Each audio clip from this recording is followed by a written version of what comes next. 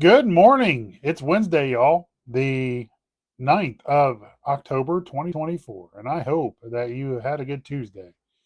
It's Wednesday, it's almost the middle of the week, but I want to take some time to just say we need to pray for Florida. There's a lot of good Christians down in Florida that are going to be affected by this, let alone there's lost people that are going to be affected by this big hurricane. That's a catastrophic hurricane that's about to hit. So we really need to pray for them. Um, for the saved, God's protection, and for the lost, that they'd open their eyes and see that there's a God in heaven that can deliver them from their sin and their punishment for their sin.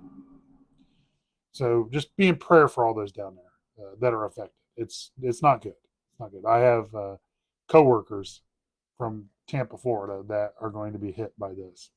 They have closed down two of our call centers in Florida, one in Tampa and the other in Melbourne, which is on the other side of the state, but is in the line of it going up across like this. So just pray.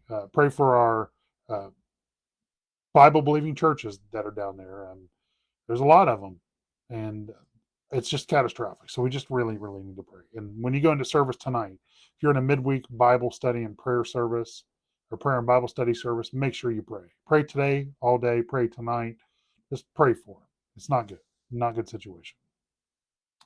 So we're going to pick back up here in Acts chapter 18. Paul is wrapping up his ministry in Corinth, and he'll be leaving here in verse 18, but we're going to just do verses 12, and we might even hit 18, 12 through 18.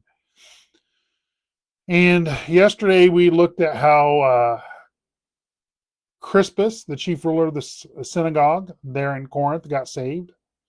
And after he got saved, he got baptized, and many there in Corinth got saved. And so a little bit of a revival down there in Corinth. And then we pick up here in verse 12, and when Gallio was the deputy of Achaia, the Jews made insurrection with one accord against Paul and brought him to the judgment seat. The judgment seats where they brought them to get judged for their sins and their crimes. So they brought him to the judgment seat, saying, "This fellow persuadeth men to worship God contrary to the law." So the Jews, again, they grab Paul and drag him to the judgment seat in front of a Gentile leader and say, hey, this guy is making insurrection among the Jews, teaching them to disobey the law. They don't bring him there for some kind of crime. They bring him there because he's preaching against their law. Remember, up to this point, Paul had went to the Jews first and then to the Greek, and now when we went back there in verse 6, we see that he's going to turn just to the Gentiles. Now, Jews are still getting saved here and there, and they have been since this point. But Paul's turning his main focus to the Gentiles, which is what God has told him to do. But the Jews are still upset with him, so they're going to drag him out in front of Gallio. And when Paul, verse 14, when Paul was now about to open his mouth, Paul's getting ready to say and preach and defend himself. Here's what happens. Gallio said unto the Jews, if for a matter of a wrong or wicked lewdness, O ye Jews, reason would that I should bear with you. He's saying, if it had matter been some lewdness, immorality, or breaking of actual laws, then he would have bore with them. He would have heard them. He would have done something about this. But look at verse 15. But if it be a question of words and names and of your law, look ye to it. For I will be no judge of such matters. He's saying, look, that's your guys' stuff. You seek to it. It's kind of reminiscent of Pontius Pilate and his situation with Christ. He saw nothing wrong with Christ, and he didn't want anything of it. That's why when he gave them over to the Jews, he washed his hands of it, literally trying to symbolically wash his hands of it. This is not on him. That's on them. And Gallio is saying the same thing. It's not me. It's not in regards to any lewdness or breaking of our laws. This is you. If it's a matter of your laws and your customs, You do it. I don't want anything to do with it. Verse 16, and he drave them from the judgment seat. He pushed them out, said, get out. I don't want anything to do with this. Then all the Greeks took Sosthenes. So the Jews are now doing what they do in all the other areas. They get the Gentiles to turn against the Christians as well. But instead of taking Paul, they took Sosthenes. Again, this is going back to verses 9 and 10. If you look back here, then spake the Lord to Paul in the night by a vision, be not afraid, but speak, and hold not thy peace, for I am with thee, and no man shall set on thee to hurt thee, for I have much people in this city. This is just further saying what the Lord said. He's not going to allow anybody to touch him there. He's got too many people.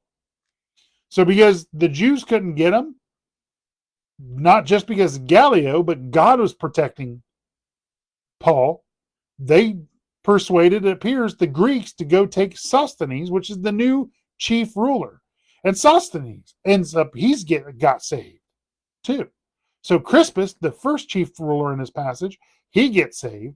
And then you have Sosthenes. They drag him out.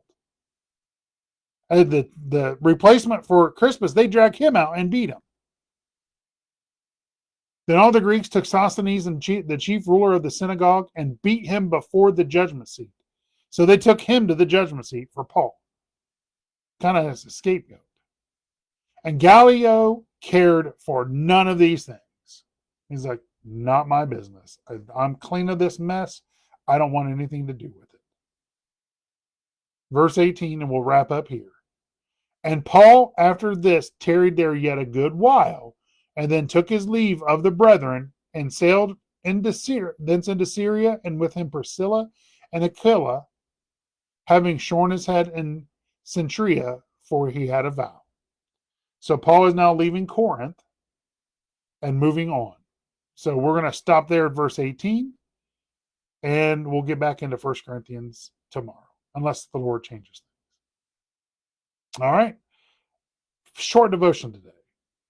Nothing deep or doctrinal, just showing God's hand of protection still on Paul, and that the Jews came in yet again to cause trouble, to run amok, and try to get Paul for what Paul was preaching. But at this point, God protected him. And then they took Sosthenes instead. All right, that's all I've got today. Remember, pray for one another. Pray for our friends and family that we all know down in Florida. Pray for Christians down there. Pray for one another. And if, as always, if you can be in a Bible-believing preaching church tonight, please do, to be in that midweek prayer and Bible study to get your midweek recharge. All right, that's all. Hope you have a good day. Talk to you tomorrow, Lord willing. God bless.